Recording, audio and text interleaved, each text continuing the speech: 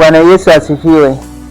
Leo na himizo dogo kutoka katika kitabu cha Mathayo 11 mstari wa 28 ambao linasema kwamba njooni kwangu nyote mnaosumbuka na kubebeshwa mizigo mizito.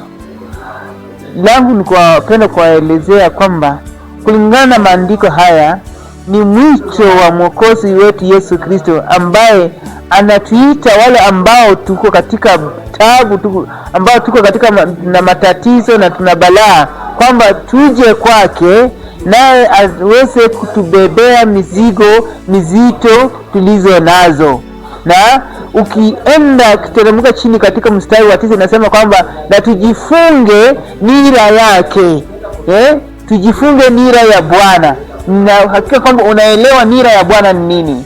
Nira katika wale ambao wanafanya katika hali ya ukulima, nira inafungwa katika ng'ombe. Lakini katika hii hali uhalisia kabisa katika huo mstari wa 29, nira ni ukweli wa Bwana. Nira ni ukweli wa Bwana, kwamba tujifunge ukweli wa Bwana, na tukiwa kwake naye atatubebesha mizigo zile ambazo ni mizito. Atachukua mizigo ambayo tumebebesha mizito, atachukua, na sisi tujifunge ukweli wake, kwamba ndani mwetu tujae ukweli, the truth of Christ iwe ndani mwetu. Vile maandiko inasema, John inasema kwamba tushikie ukweli na ukweli nao utatuweka huru. The truth shall set you free.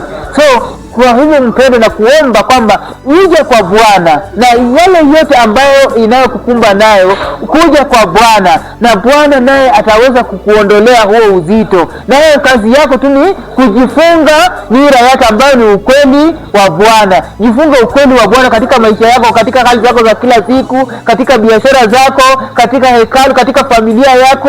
Kuwa na ukweli, na huo ukweli wa Bwana utakuweka huru. Ubarikiwe na usidisiwe mema ya Bwana. May God bless you with the abundant blessing. Amen.